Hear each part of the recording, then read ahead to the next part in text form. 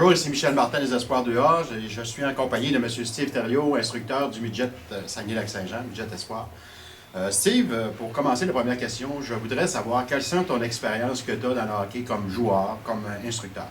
Parfait. Bien, pour commencer comme joueur, j'ai fait partie de la première édition des Élites de Jonquière, qui date de 92, la saison 92-93, qui fait quand même assez longtemps. Ça fait 20 ans. Ensuite de ça, j'ai été repêché par les Saguenayens de Chicoutimi, sans avoir l'opportunité, la chance de faire l'équipe. Je me suis redirigé vers la ligue collégiale au niveau provincial pour, dans le temps, les Gaulois de la Pocatière. Suite à ma saison à la Pocatière, j'ai décidé de me concentrer sur mes études. Donc, c'est ce qui m'a permis de décrocher un DEC en architecture. J'ai travaillé là-dedans pendant une douzaine d'années. À travers ça, j'avais commencé à m'impliquer comme entraîneur là, au niveau du hockey mineur pour la ville de Lévis. J'ai travaillé pour l'organisation de l'Express Rive-Sud pendant 8 ans, dans les catégories Pee-Wee 2A, Bantam 2A. Ensuite de ça, j'ai pu avoir l'opportunité de faire du hockey à plein temps à Rivière-du-Loup avec la Ligue Midget 3A, les Albatros.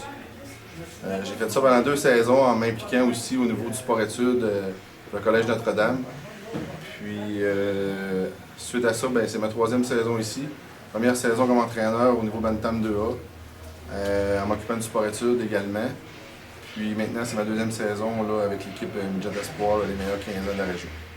Steve, ma deuxième question, Steve, c'est important. Je pense que on a débuté la saison. Quelle est la façon qu'on a procédé? Quelle est la façon qu'on a procédé avec le Midget Espoir pour la sélection de nos joueurs en début de saison? Pas très compliqué. La première des choses, c'est ce qu'on a dit aussi aux joueurs là, à partir du jour 1 du camp d'entraînement. C'était le message le premier message qu'on a voulu passer, c'était vraiment de s'assurer que les jeunes allaient être des bons élèves, des bons étudiants, c'est-à-dire qu'ils allaient appliquer les consignes dans tout ce qu'on leur demanderait au niveau des entraînements sur glace, même les entraînements hors glace, ces choses-là. La deuxième chose qu'on regardait, c'était l'attitude. L'attitude du jeune, la passion que le jeune a à travailler fort, à pratiquer son sport. C'est des critères qui sont primordiaux pour justement en arriver à un développement maximum au niveau du joueur. Donc, même dans nos discussions avec eux, on leur disait, peu importe le talent que tu as présentement sur la glace, pour nous, c'est pas ça qui est important. Ce qui est important, c'est de savoir si on peut t'améliorer durant la saison. Donc, justement, est-ce que tu appliques les consignes? Est-ce que tu comprends? Est-ce que tu travailles fort? Est-ce que tu t'es entraîné cet été? Est-ce que tu as fait des entraînements, un entraînement hors glace estival pour arriver en bonne forme physique? Il y a des joueurs, justement, que ça les a servis. Puis il y en a d'autres que peut-être qu'ils semblaient ou pensaient que ça allait être un petit peu plus facile, se voyaient un petit peu plus dans l'équipe, ont mis moins d'efforts au niveau hors glace durant l'été. Puis malheureusement, se sont retrouvés à payer le prix suite à ça, parce que justement, un autre qui était moins ciblé, si on peut dire, mais qui avait travaillé très fort durant l'été, est arrivé dans de meilleures conditions, puis déjà, il pouvait, mettons, meilleure explosion sur la glace, plus de vitesse, plus physique, ces choses-là. Il avait pris des devants là, sur un jeune qui avait pratiquement rien fait de l'été. Ça, c'est important. Ce qui est important à savoir aussi, pour que les gens puissent savoir, sa sélection des joueurs-là se fait en équipe. Oui, exactement. Nous, de la façon qu'on a procédé, c'est que j'ai 2 entraîneurs adjoints, qui est Carl Desjardins qui s'occupe des défenseurs, puis Pierre-Yves Courbron qui me donne un coup de main avec les attaquants. De concert avec eux, avec aussi Jean Leclerc, pour pouvoir excusez le terme, là, mais nous challenger.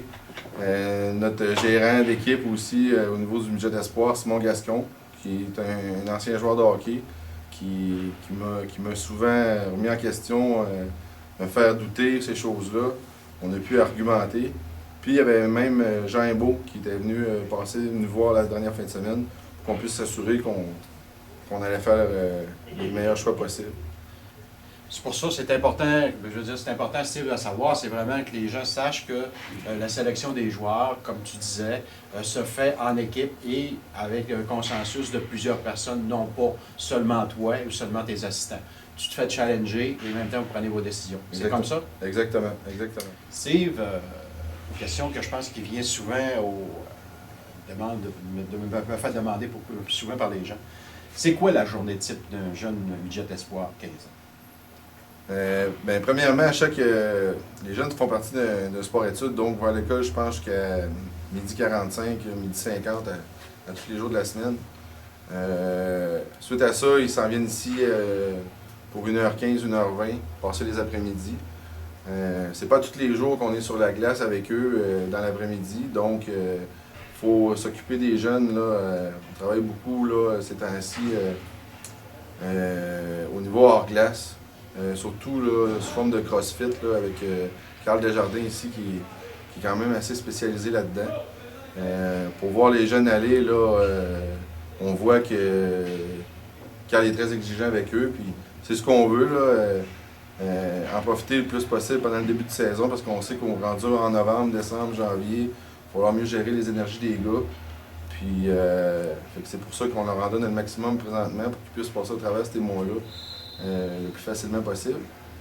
Suite à ça, on pratique 3 fois durant la semaine, de 3 fois 1h30 sur la glace. Moi, j'aime bien diviser mes entraînements. Là. Le premier entraînement de la semaine, travailler au niveau technique, les habiletés individuelles du joueur. Ensuite de ça, le deuxième entraînement, le mercredi, je travaille beaucoup au niveau des tactiques individuelles. Sous forme de, mettons, on parlait de marquage. Jusqu'à maintenant, on a fait beaucoup de marquage, beaucoup d'approches au porteur, protection de rondelles, du démarquage aussi. Tous des éléments qui sont individuels pour le joueur, mais qui vont vraiment améliorer et aider à avoir une cohésion au niveau du jeu collectif. Quand il va venir le temps d'implanter plus en profondeur, plus en détail au niveau des systèmes de jeu, ses phases offensives et défensives. Les jeudis, tranquillement, pas vite, on amène là, les jeunes à travailler au niveau collectif, au niveau du système de jeu. Aussi, durant une journée type, comme hier, les jeunes ont pratiqué à 16h. Donc, avant ça, ils sont ici à 1h20. On les laisse décanter un petit peu en arrivant de l'école, mais vers 2h, là, on commence des séances vidéo, que ce soit sur les matchs qu'on a eus le week-end dernier. Puis, on montre des choses à tout le monde au niveau collectif. Puis aussi, fait des vidéos. Moi, j'aime bien rencontrer les gars au moins une fois ou 10 jours, par 10 jours, là, que je passe pour tout le monde.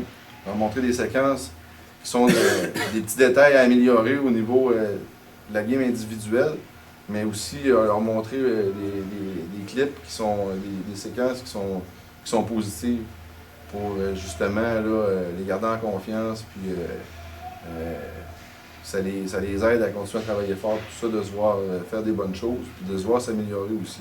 Ça les stimule, ça les encourage. Là, sur 8 mois de temps, je pense que c'est important là, tout le temps leur en donner un peu. Steve, la dernière question. Je pense que c'est important de nous poser la dernière question, à savoir quels sont tes objectifs, Steve, pour la saison qui s'en vient? Parfait. C'est sûr que mon objectif premier, c'est. Parce que si les jeunes sont ici, c'est qu'ils ont un rêve, un objectif personnel qui est de faire le midget 3 à leur année 16 ans. Puis, moi, comme entraîneur, mon objectif principal, c'est vraiment de leur donner le plus de bagages possible, le plus d'outils possible, afin que dans un an, ils puissent réaliser là, cet objectif-là de faire partie des élites de Jonquière. Au niveau de l'équipe, en général, ça fait à peu près un mois qu'on est ensemble. L'équipe est faite, puis j'apprends à les connaître de jour en jour, de semaine en semaine. Puis on a seulement qu'un match de jouer dans la saison régulière, mais je peux facilement te dire que les jeunes, vraiment, ce qui me surprend d'eux, c'est que chaque chose qu'on leur montre, chaque chose qu'on leur dit, ils le mettent facilement en application. Puis je pense que c'est de bon augure aussi pour les prochaines années, les autres vagues qui s'en viennent, parce que principalement, c'est des jeunes qui proviennent du 2A, justement. Contrairement à l'année passée, j'avais plusieurs joueurs qui arrivaient du 2C, donc beaucoup de bagages à donner aux jeunes. Là, ils arrivent avec une bonne base. On leur amène des principes, des règles à suivre, des systèmes défensifs ou offensifs, puis les jeunes comprennent assimile quand même assez vite. Puis on le voit, je l'ai vu dans le match là, contre Beauce-Amiante. Les choses qu'on a vues, ça a été vraiment une force comparativement à l'équipe adverse. Donc, ce qui m'amène à me dire que, sans dire je vais-tu gagner 25 matchs, je vais-tu gagner 30 matchs, 40 matchs, ça, j'en ai aucune idée. Ce que je sais par contre, c'est que les jeunes se donnent la chance de gagner chaque match pour lequel ils embarquent sur la glace, compétitionner très fort. Puis, ce qui est important, ça va être de bien performer au niveau des tournois. Parce que les tournois Midget Espoir, c'est toutes les équipes Midget Espoir au Québec qui viennent participer au même tournoi, dont le premier qui est du 20 au 24 novembre, là, ici à Saguenay. C'est sûr qu'on veut bien performer là, mais ça va être de progresser à travers ces tournois-là. L'autre, je pense, c'est en février à Gatineau, puis ensuite à la fin des championnats provinciaux. C'est là que j'aimerais emmener mon équipe là, vraiment à son meilleur, à son summum pour justement remporter que ce soit un tournoi ou les provinciaux, au moins avoir un titre provincial. Puis je pense qu'honnêtement, sans dire, on se dit à 100% qu'on va aller chercher un tournoi. Je pense que ce serait pas bien de le penser comme ça, mais assurément que les jeunes ont le potentiel puis ont la rigueur justement pour atteindre ces objectifs-là à la fin. Merci beaucoup, Steve. Ça me fait plaisir. Bonne saison. Merci.